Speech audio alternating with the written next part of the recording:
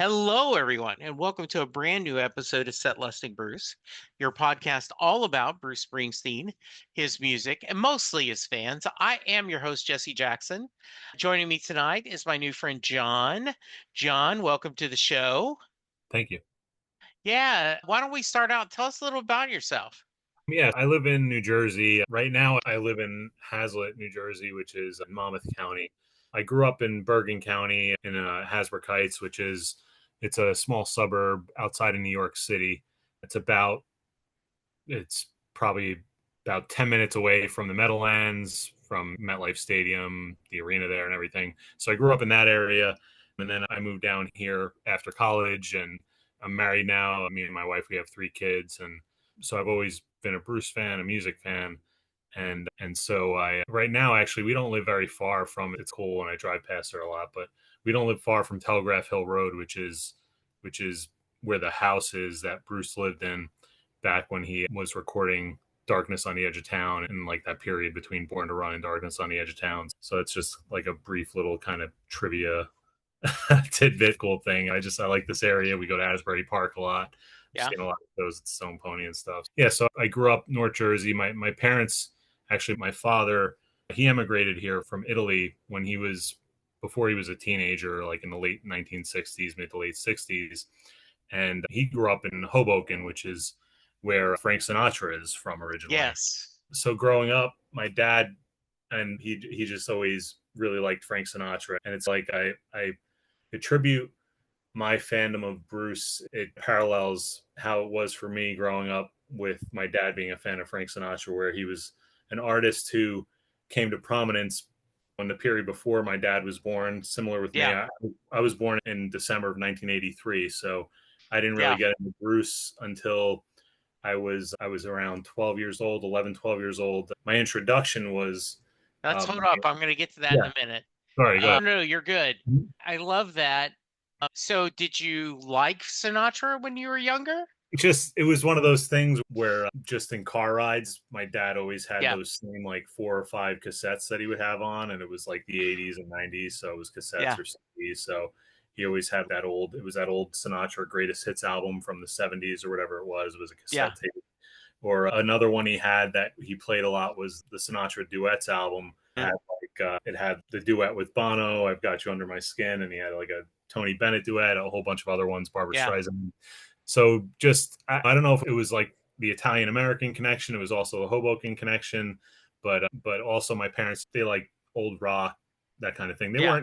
They weren't huge Bruce fans. They were more, it was my mom liked a lot of pop like Rod Stewart and Lionel Hmm. Richie, Bee Yeah, Gees. that kind of stuff. Yeah. Yeah, so my dad was like Sinatra, Eric Clapton. He liked a lot of like Italian pop music, that kind of stuff. Hmm. So me getting into Bruce, it was of my own kind of discovery of him. Let's talk about that then. Uh-huh. Can you remember when you first discovered Bruce and what about his music spoke to you?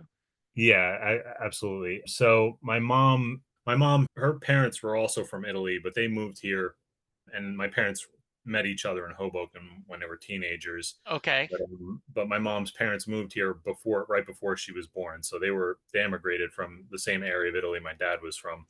Okay. And my mom's younger sister, my aunt, she was a lot younger than my mom, and she was my godmother growing up. And she was a big Bruce fan, so she saw him like on the Born in the USA tour at Giant Stadium and stuff. And so it would have been in 1995 when that first Greatest Hits album came out that he put out, and she had gotten it for me. It was either my birthday or Christmas. My birthday is like 2 weeks before Christmas, so I never remember which.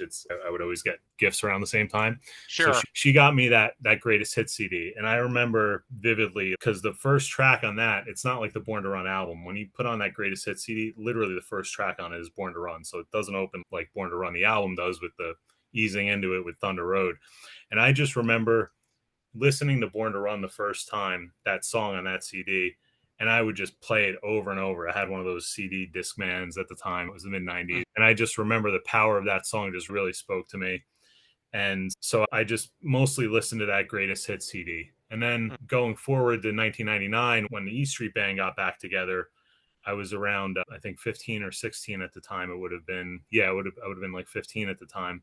My aunt and uncle, they got tickets to see Bruce at Continental Arena at the time, and so they took me, and it was my first concert I had ever gone to. Oh, And wow. when it was, I Way still to have, start out strong. yeah. So from there, it was just like from there I was hooked, and at that point, I think I'd gotten the Born to Run album on CD. I had Born in the USA and a couple of the other Hmm. ones, but from there I was like super hooked. And then when The Rising came out a couple years later, I was in high school at that point. I remember me and a friend of mine at the time, we went from where we lived in North Jersey, we drove all the way down to Asbury, and they were having like a listening event at the Stone Pony. So we were able to get tickets to it. So we went to the Stone Pony and we were able to, they just played the whole album of The Rising like a few weeks before it came out.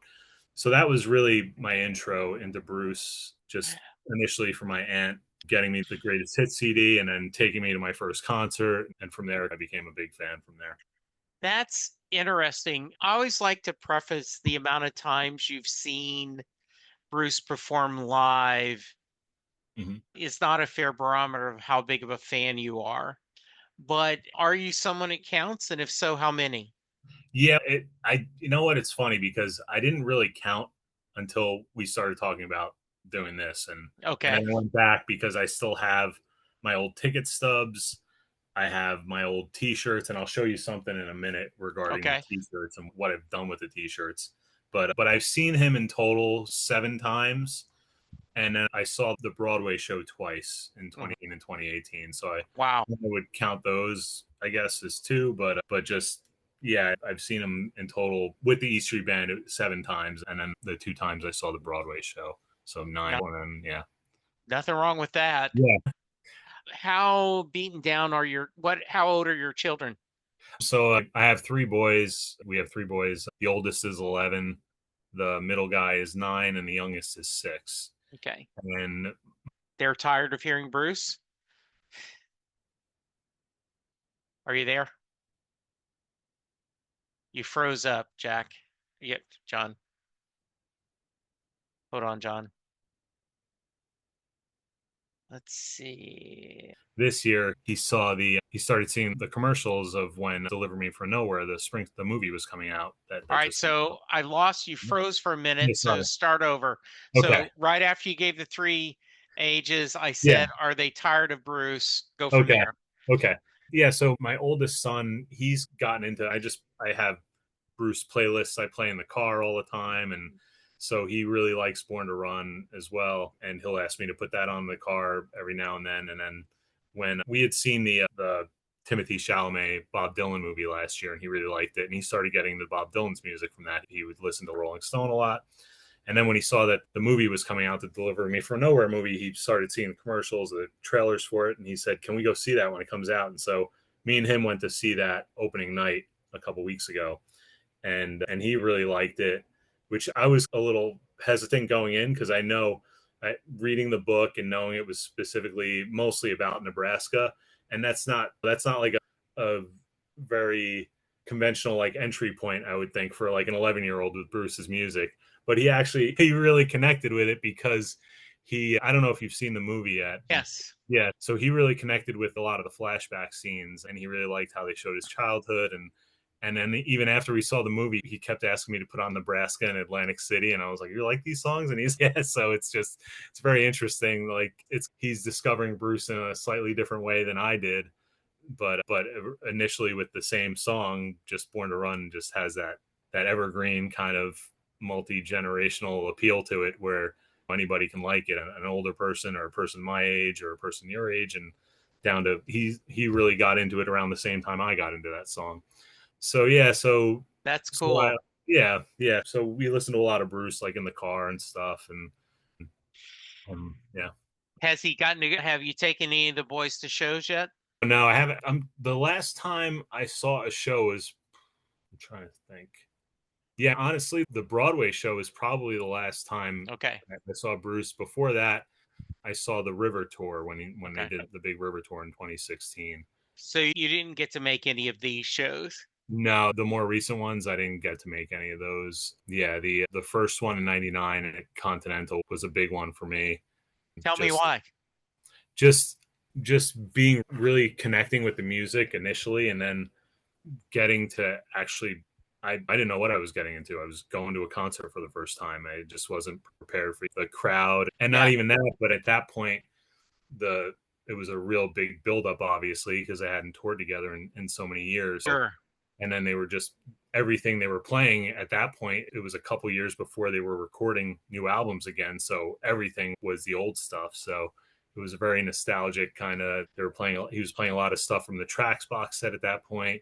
Obviously, he played Born to Run and Thunder Road. I really vividly remember him playing Thunder Road. That was a huge moment for me. And then a couple years after that, when I was in college, and college kids are broke, they can't really like Sure. so me and my friends, there was the summer of 2003, we would go, and I went to a small college in northern New Jersey, Ramapo College, but it's probably about 30 minutes from Giant Stadium. And that was that summer of 2003. Bruce was playing a run of shows at Giant Stadium, and a couple times me and a group of my friends would go without tickets. We'd just go there, tailgate all day, we'd barbecue.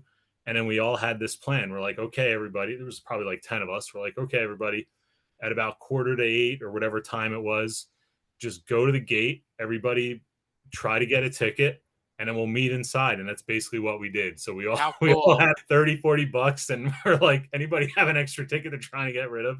And we all ended up inside, and then we would just huddle together. We'd meet in one spot, and then security would kick us out. We'd go to another section. And so we did that for 2 shows that That's summer. awesome.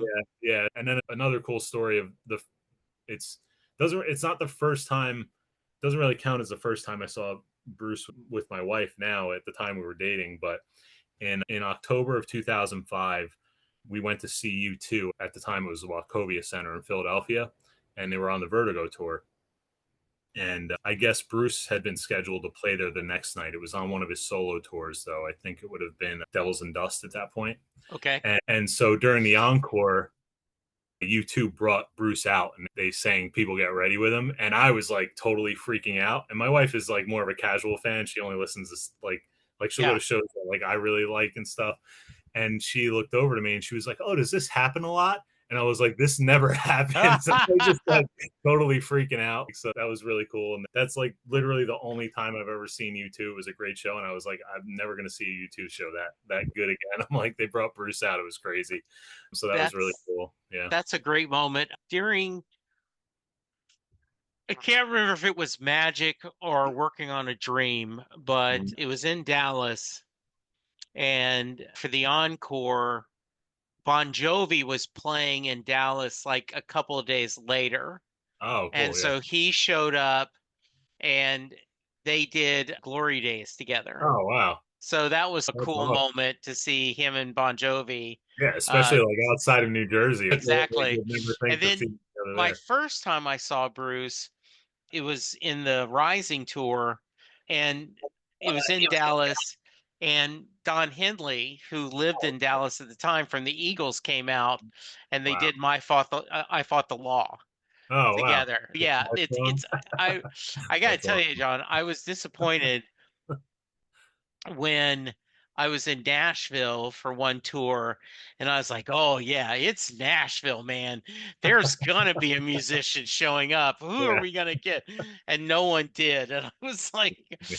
"Dang it!" Those are always just such special moments when Yeah. that happens. Yeah. Yeah, that's It's cool. I had a similar moment to your Nashville experience Okay, in 2012. It was Labor Day weekend, and I'm a big, like, my generation of music or stuff that was like getting popular when I was a kid. Pearl Jam is like my favorite band. okay, So I see them a bunch of times too.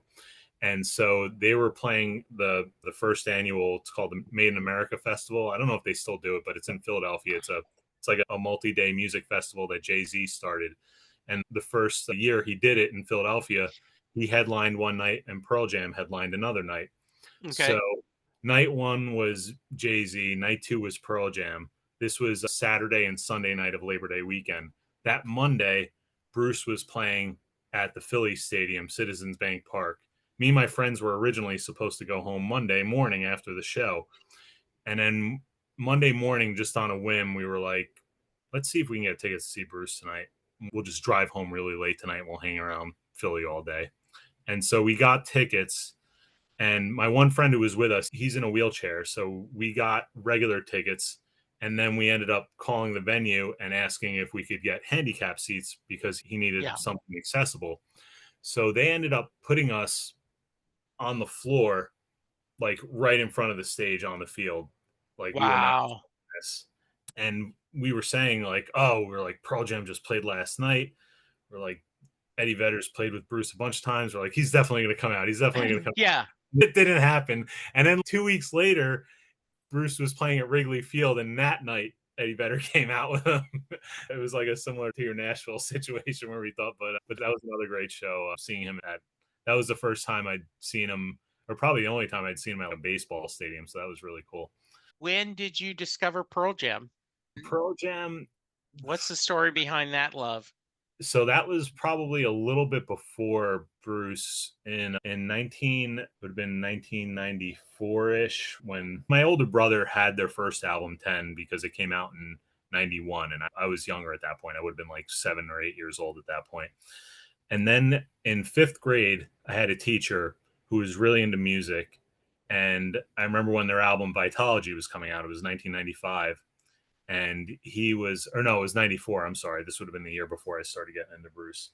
And I just remember him talking about the album and with me. And then I ended up getting the album. And then I just got really into Pearl Jam, like the earlier stuff. And then I didn't get to see them though until probably a few years after that first Bruce show. So I don't Yeah. think I saw Pearl Jam live for the first time until around, I think it was like 2005 or 2006, but they were more like a band from my Sure. childhood, I guess, that Yeah. I latched on to. And so leading into that, so my t-shirts, I have a bunch of t-shirts just from all the Okay. shows I've been to and started piling up. I wasn't really wearing them anymore. And my wife has a family friend who makes quilts like out of shirts. And she did Right. this when our kids were little, like she got their clothes and she sent them off and the person made like a quilt of it. So she took a bunch of my concert t-shirts and had them made into quilts, but I had so many of them that the woman had to make 3 quilts. And I have one quilt that is just my Pearl Jam and Bruce shirts on one quilt. And Yeah. so that's what I have that here. It's, I don't know if you can really see it, but I can. That's awesome. yeah. So this one, I gotta see oh, this is from the first show, the 99 show, that one there. Yeah. That's the first, but it's all just Pearl Jam, Eddie Vedder solo shows, and Yeah. Bruce shows on this blanket. Yeah, and my kids use this all the time now, so it's getting beat up. Yeah. But it's a soft T-shirt blanket. So, Yeah. I don't but know if you can see behind me, yeah, but a couple years ago, gosh, 20 years ago, I got laid off from a company called Real Page. So Mhm. I took all the Real Page t-shirts that I'd had over the years, yeah, and same thing, I made a quilt out of them. And nice, so there's different places you can see that do that service. That's great. You had a friend, a family yeah, friend. Yeah, I've been thinking about doing that again. Like same thing, right? You have all these concert t-shirts and all this stuff, and it's a good way to keep them, which also gives you excuse to buy more t-shirts. right, yeah, exactly, yeah. Because I still now I have another pile of Pearl Jam T-shirts in the closet, and I'm like, I don't wear these anymore. They're gonna be like the Yeah. next clip or something. And Yeah. it started because when after my dad died and my wife got a bunch of his shirts like when we were going through his stuff, and she had a quilt made of my dad's shirts, a couple of them, like my mom had one, my brother had one, and I had one, and we used like one for pictures, like when my dad died a couple months before my oldest son was born. So she had a quilt made, and then we used it for like his baby photos. And that's when eventually she was like, what are you doing with all those t-shirts? I'm like, I don't really wear them. She was like, well, I'll send them off. And now I have 3 of these concert t-shirt quilts. I have 2 other ones have like my Allman Brothers t-shirts on them, and like all these other ones, like all these other random bands I've seen over Mhm. the years. But Yeah. I had so many Bruce and Pearl Jam ones, they were enough to just make one quilt out of just those. That's So, very cool. That's yeah. good. Just too busy with family is why you didn't see this latest tour? Yeah, it's that, and just I don't see as many shows as we used to because with 3 kids, it's a lot of juggling. And I'm trying to think if I don't know if he played. I think he might have played MetLife. When the last tour was what in 20? It wasn't this year. It was like last year, I Yeah, guess, right? because this Yeah, year he just played Europe, but the previous 2 right. years. Yeah, and I do think I remember Like I did not see the first show to 2002, and I remember, right, like we didn't see a lot of shows, period. And by that time, Chris was in the eighth grade. So it'd been like, what, 12 or 13. Okay. But when, you've got, and we only have the one, you got a 3, 4, 5 year old, you're just busy with kid stuff. Yeah. Little t-ball and soccer and basketball and whatever Yeah. sports they're doing. So yeah, it's cool. I'm not Yeah. complaining. Happy Yeah. to spend the time with the kids. But yeah, that's Yeah. funny. Yeah, and especially it's hard too because we're thinking of taking our boys to a show, and for me to get 3 tickets, it'd be probably crazy expensive. Or, Yeah. but we're trying to see, maybe we might see like a show just to ease them into to just see just any other music act. Like me and my wife are big fans of the Avett Brothers. I don't know if you're familiar with Yes, them. I am aware of them. Yeah, Yeah. so we've seen them a whole bunch of times. We last summer we went out to Red Rocks in Colorado and saw them, and it was amazing. Like it's one of those venues I always wanted to go to that I never got a chance to. And so but they have a lot of music like our kids are into. So we're thinking maybe like this summer we'll find like an Avett Brothers show we could take them to. It's got to be like good conditions. Oh, is it going to have a lawn and we could just sit down and not Yeah. be worried about being like crammed in? And so that's why it's like we got to find like a perfect kind of weather scenario or condition Yeah. scenario for it to work, because we don't want to force it on them and then them be like not Yeah, exactly. And also, like I had someone on the show that was talking about that his wife and his sister-in-law went to a show and they did not stop talking the whole show. And he's next time, do you guys want to, let's not buy the ticket and you guys just stay at the hotel room over drinks catching up. Yeah, that's awesome. Other stories from some of the shows you've gone to? Anything else you want to share with me? yeah. The In 2009 was when they closed down Giant Stadium, Yeah. and I went to one of those nights with one of my friends, and we got to see like that run of shows. He was playing a different album every night. Yes, I remember. And we got to go to the show that he played, Darkness on the Edge of Town, and that's probably, I would say, my I flip flop between Born to Run and Darkness in terms Sure. of what my favorite album is, but Darkness is probably the one that is overall my favorite album of his, and Racing in the Street is probably my favorite song. So anytime I get to hear that is great, but just seeing the whole album all the way through is really amazing. And then the last show he ever played at Continental Arena, I think it would have been the Izod Center at the time, but that's the arena at the Meadowlands there. So it's been closed for a number of years now, but at the time we didn't know it, but we saw his last show he ever played in that arena. And that's like a historically like a big venue for him, because I know he's That's been cool. playing there since the 70s, late 70s, early 80s. And it Yeah. was on the Wrecking Ball tour, and it was 2012, April 4th, 2012. And at that show he played Trap, the Jimmy Cliff cover, and I love that. I love that cover, and so he played that. That was a good one for me. But those, and just the Broadway show was just incredible. Like that, I've even watched it at home on Netflix too, but Yeah. just that was just really incredible getting to see that. And Yeah. obviously the thing we were both at, the Born to Run 50th anniversary at Monmouth, that was another one. It was just amazing. Yeah. So let's talk about that Mhm. weekend. What all did you get to go see? Were you there the Um, whole weekend? I was there the whole weekend, and on Sunday I presented a paper there that I did. I so I wrote a paper for the academic like conference portion of it on Sunday, and I wrote a paper about Bruce Springsteen's the influence of American cinema on Bruce Springsteen and his influence on American cinema, beginning with Born to Run. So I wrote a paper about that, and I did a presentation on it. And just because I'm as much of a music fan as I am, I'm a big movie fan as well. So I thought it would be an interesting topic, and I got to really dive into to see the get a little deeper into like his influences, and not just with the Nebraska album, obviously had the influence of the Terrence Malick film Badlands, but just all the other influences and the cinematic influences on Born to Run, and then just the influence he had on cinema after Born to Run when he became more popular and everything. So that was really Yeah, cool. talk a little bit about that. And you Mhm. don't have to give your whole paper, but let's spend a little time talking about it. Yeah. So with Born to Run, the way and a big part of my source material was his autobiography and some other books like the Peter Ames Carlin book. That was like a definitive biography as well.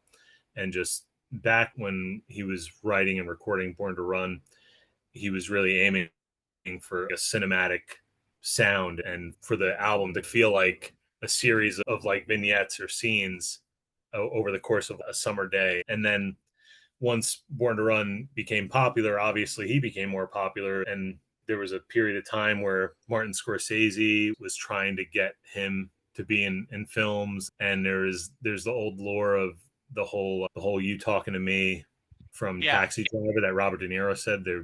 There's it's widely reported that Robert De Niro got that line from seeing Bruce's Bottom Line shows because that was like a part of his stage routine at the time. yeah, So that was some of that, and then the whole Born in the USA connection is that, and they touch on it in Deliver Me from Nowhere as well, where John Landau had given Bruce a script from Paul Schrader that he was interested in Bruce being in the film, and it was called Born in the USA. And I don't think he read the script, but he just liked the title, and that's where he ended up making the song from. And yeah, that film ended up becoming Light of Day, which was the song Light of Day. Bruce wrote it as a thank you, like I stole your movie title for my yeah. album. I thought that was So I'll give you great. a song. And then Michael J. Fox and Joan Jett ended up being in the film. And but then there was other things. There was a film in the early '80s, a rock musical called Streets of Fire, and so that was clearly like some influence Bruce had on stuff at the time. And then there's Sean Penn's first film that he directed called The Indian Runner is completely based. The whole movie is based off of Highway Patrolman, the song from Nebraska. So that's another one. There's all these kind of threads and movies that filmmakers took from Bruce's music, and I just talked about different films, how they've used his music, and there were some TV shows as well. I don't know if you're familiar with Show Me a Hero. It was a book, Yes, the miniseries, and they heavily used like every episode had a few Bruce songs in it from a few years ago. So yeah, I talked about that a bit. Yeah, so it was a cool kind of project to get into, and I learned a lot of stuff that I didn't know before. But yeah, it was good. It was, and I did a brief kind of 20-minute presentation on the paper, and that was really cool. And there was a lot of there's some funny parts of it where there was like a big comedy influence of Bruce, like Cheech Marin's film Born in East LA was totally based off of Born in the USA, and how it was very timely. It's timely now because the film was about a Mexican immigration, and yes, just so it was just interesting how it's all kind of coming full circle. These are still topics that are very relevant and present now, and these are things that were happening in his music like 30 years ago, 40 years ago. yeah. Yeah. It is interesting that how timely some of these are, right? That you Mm-hmm. go, wow, this is really still relevant in a lot of ways. Mm-hmm. Yeah. Were you there on Saturday to get to hear all the roundtables and hear the Yes. shows? Yeah, that was incredible. Yeah, that was really incredible. Just the whole afternoon of even the stuff in the morning was really interesting of them going over the photography of the album Yeah, and the music industry at the time, and then but the whole afternoon of them talking about just the making of the album, the recording of the album was really incredible. And just even some of the stories from like Jimmy Iovine, he had a lot of really great stories of his background on it, and a lot of it paralleled with the documentary, the Born to Run documentary Wings for yeah, Wheels, came out around the 30th anniversary. yeah. And but just getting to see them just there talking about this stuff and having these other band members that hadn't been around for years, like David Sancious and Ernest Mhm. Carter. I just thought that was just incredible, getting to see them all sharing the stage and playing together. It was just really something we'll probably never see again, and that was really awesome. And it was actually, I think last weekend or the weekend before, there was a I was bummed I missed it, but there was a event at Stone Pony that Little Steven did. It was like a Yes. teachers concert. Did you see it? And Bruce showed up there, and they played a few songs together that night. Yeah, that was very cool. Yeah. So let's talk a few minutes about what do you think of the film? So the film, I thought it was really well done. I know it's getting like mixed reviews and everything. I think there's some recency bias of where maybe people were maybe expecting something similar to Complete Unknown. Yeah. But having read, like, I read both books. There was the book that the Dylan movie was based on, Dylan Goes Electric, and Hmm. then I read the Warren Zanes book, Deliver Me from Nowhere, before seeing the movie. And I just think that with Bob Dylan, he's not as out there in the public and willing and open with his story as Bruce Springsteen is. They're two very different artists. I know a lot of people make comparisons between the two, Yeah. but I think in terms of with Bob Dylan's music and his history, there isn't a whole lot of documentation. There are documentaries, like you have the Don't Look Back, the D.A. Pennebaker film about his London tour, and I think it was 1967. And then there was the Martin Scorsese No Direction Home documentary. But that one specifically, it's a pretty comprehensive documentary, but it's all after the fact. It's all current interviews. And I think with Bruce Springsteen, specifically with Born to Run and Darkness on the Edge of Town, they had a lot of footage and a lot of like archival footage that was not available for Bob Dylan in his early era. So when you look at the Born to Run documentary, Wings for Wheels, and then there was the Promise documentary about Darkness on the Edge of Town, I just feel like for them to make a Bruce movie and have it be about specifically that time in Nebraska, him recording Nebraska and being at the crossroads of doing that and Born in the USA, and him dealing with his childhood trauma and his depression. And I just think it was a much more interesting movie for people to see. And they also kept it very open to making it accessible to a broader audience, which I know they have to do that also with the film. So the book obviously dives much more into it, but I just thought it was a really good choice to focus on that period. And Jeremy Allen White, I thought was incredible in it. So was Jeremy Strong. I just thought the dynamic and the relationship between Bruce and John Landau was captured really well between the two of them. And I don't have, it's been said already, but his singing in it is just incredible. Like, I Yeah. can't believe he pulled that off like that. And I feel like to pull off Bruce's singing, and I'm not trying to compare performances, but I was blown away by him being able to pull that off. Where and they're both two very different movies. Again, I don't want to compare the two, but I love both of them. I thought Complete Unknown was one of my favorite movies of last year, and but Yeah. I think there might be like a recency of people were expecting maybe that kind of movie, but I feel like it was the right choice for them to focus on that period of Bruce's life and just the crossroads. And you still got to see him playing Born to Run in a full arena, and you still got the Born in the USA performance, and just Yeah. I just thought it was really well done. Yeah. I think one of the things going for the Dylan film is one, and the guys on Deliver Me, the guys from None But the Brave talked about that in their episode that just came out, is that Timothy Chalamet was working on the guitar Mm-hmm. doing Dune and Yeah, like during the pandemic. yeah, And Jeremy Allen White had 3, 4 months to pick yeah. this up. And you also, because of the circumstances, you got to use more of Dylan's well-known songs, right? Versus this is, you do get Born in the USA Mm-hmm. and you get Born to Run, but the casual fan does not know Highway Patrolman. Right. Maybe Atlantic City, but not My Father's House, Mansion on the Hill. Yeah, I really loved it. I'm like you. I was really happy with it. I think I've gone and seen it twice. Mm-hmm. I can't wait to buy it on Blu-ray. But yeah, it's really nice. Thoughts on either the box set tracks 2 or the new Nebraska box set? The tracks too is really great. Yeah, the it's crazy that I think we got tracks too in Nebraska and the Electric Nebraska. It's just crazy to me that we're getting all this at all at once, and Yeah. it's almost like it's almost like a renaissance period for Springsteen fans right now between, Yeah. between the book, the film, and all this music that nobody's ever heard before. And so I think it's really incredible. There's so much great music in there, in tracks too, and just some of the stuff on the Nebraska set is really powerful stuff as well. And just that first, the Born in the USA, the electric version, not the version that's like just the trio. I think it's just him, Max Weinberg, and Gary Talent playing on it.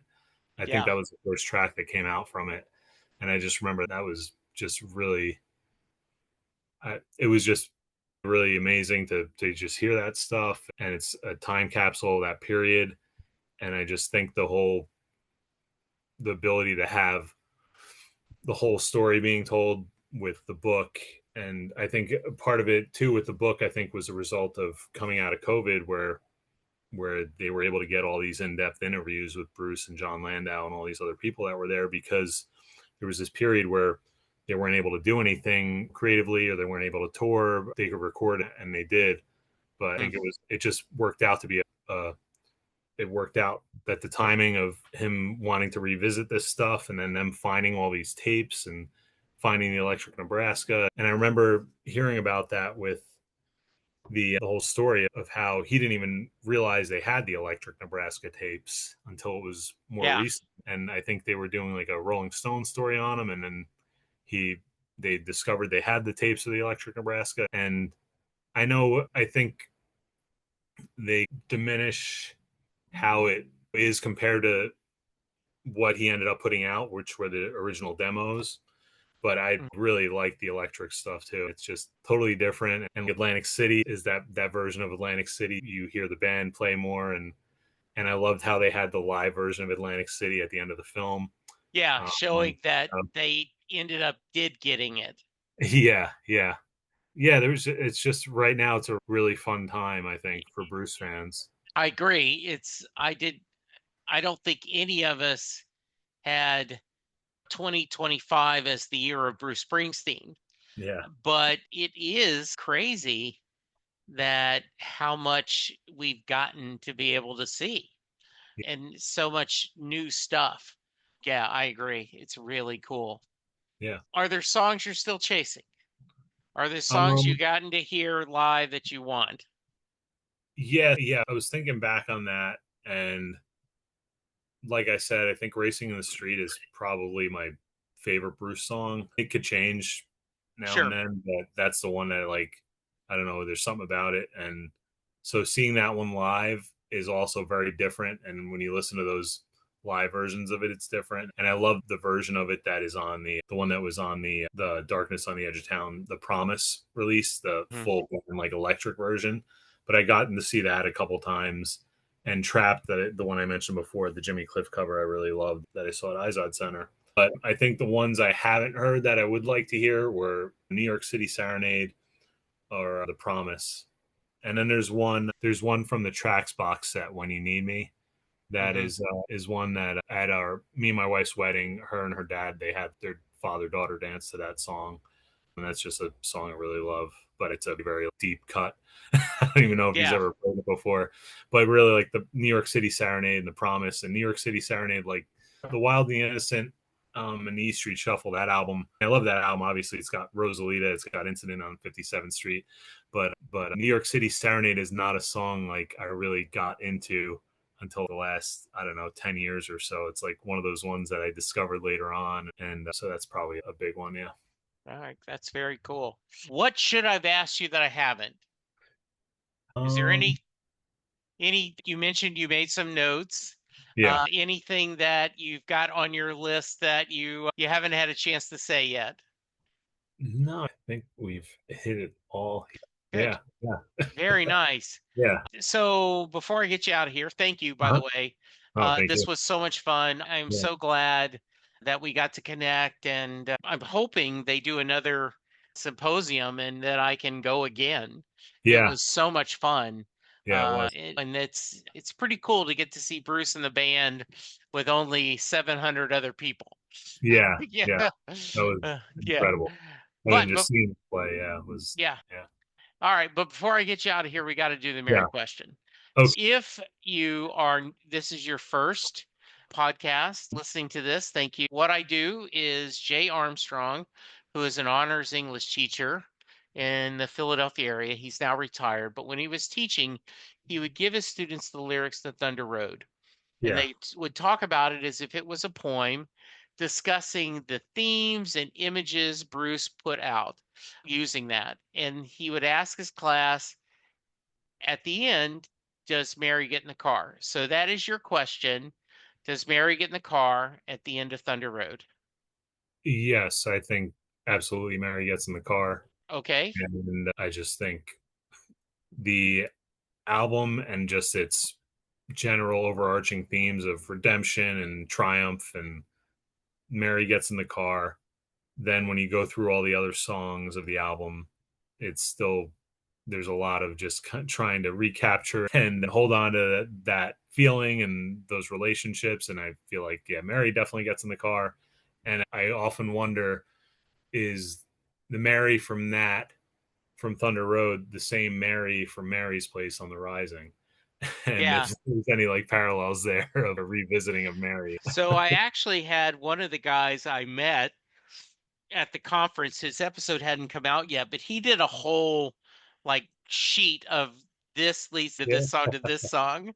yeah, Someone said that Racing in the Streets, when she said she sits on the porch of she sits on her daddy's porch, yeah, was that the same porch she was dancing across? yeah, yeah, yeah, No, it could be. This yeah. is So great. yeah, yeah. John, are you any social media at all? I started a podcast recently. Okay, But tell me about it. it's more like a parenting. It's a connection of, it's an extension of a blog slash website I started a few years ago called Dad on the Bus with Headphones. So it started from me just writing while listening to music on the bus in my commute to New York City to Mhm. work. So I would listen to music, and then I would started writing about just my experience as a parent, and how I connected with certain music and how it just related to my experience in parenting. And just, so I started off writing on that website. It's called dadonbus.com. And then just more recently, in the last month or so, I started doing like a podcast that's called Dad with Headphones. So if you search it up, it's on Spotify and Apple Music. But it's at very early stages. It's just me by myself, basically. And I'm focusing either on a film that that's related to parenting, and also connecting with like music. So the first episodes, I talked about Big Fish. I don't know if you're familiar with that film, Yeah. but so that was one episode. Another one was Field of Dreams, and just films about like parent relationships with kids, that kind of thing. And I just talk about the film and the themes of it and how it relates to parenting. And also, I talk about music. So one episode I talked about music and the connection I have with music and my kids and stuff. So that's really it. And then I'm on social media, but not as actively. But those were like the two main Yeah. things: the website and the All right. podcast. So Dad with Headphones available wherever you get your podcast. Yeah, I just looked. I'm gonna have to check them out. Yeah, I'm very. I really. It's got to go through some fine tuning, but I'm just kind of finding my footing and hammering away at it. No, I think I always recommend someone if they want to do a podcast, just do it. You'll Yeah. figure it out as you go. Good for you, sir. Thank you. I'll include a link and and if there's anything I can do to help, let me know, okay? Thank you. I appreciate it. All right, Yeah. listeners, go check out Dad with Headphones. Let's get him some listens. Everyone else, please be safe, be kind, and we'll talk to you soon. Goodbye. Thanks.